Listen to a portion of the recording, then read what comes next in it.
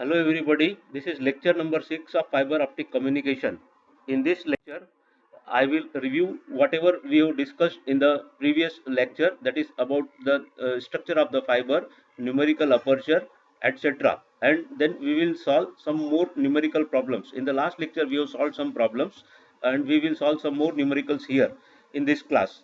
After that, I will investigate the ray interaction model where in which the reflected ray in which the incidence ray and reflected ray and their corresponding wavefronts, how they interact and form the point of constructive interference and point of destructive interferences, whereby create the standing wave model. So that we will see in this investigation.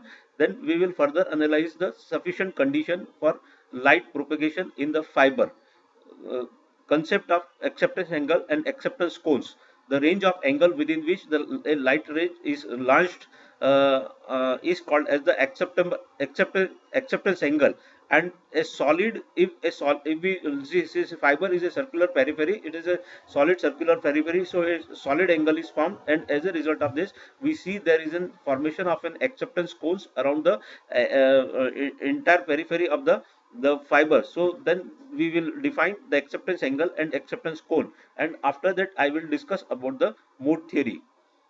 So in this diagram clearly show the interaction between the phase fronts of the incidence ray and the phase fronts of the reflected ray. A ray 1 is made incident when it strikes the core cladding boundary. It is reflected back into the same medium. As a result, we see the phase front of the incidence ray and the reflected ray, and they interact with each other. They are shown corresponding to different color lines over here.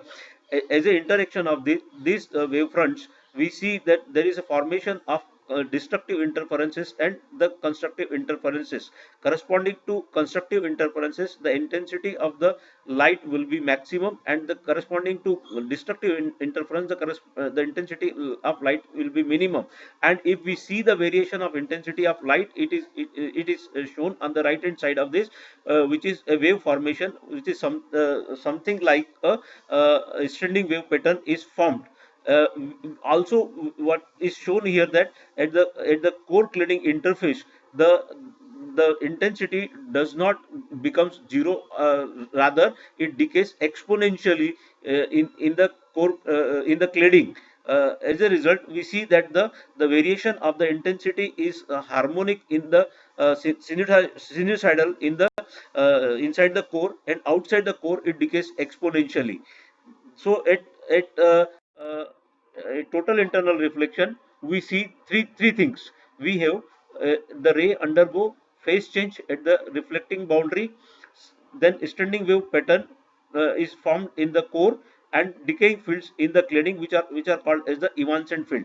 So these are the things that happens in the total internal reflection.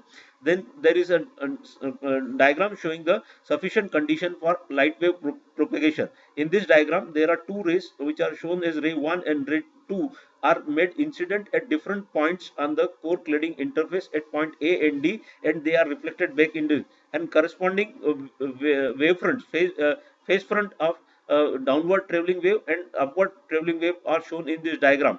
With the help of this diagram, we will derive a condition which is required for which, if that condition is satisfied, only then the light will propagate in the signal. So we see this relationship as this condition as 2 pi n1 d sine theta upon lambda is plus delta is equal to pi m, where d is the diameter of the core and delta is the angle of the phase change. So in this with this expression says only wave with angle theta which satisfy above condition will propagate in the fiber, otherwise they will become unguided ray.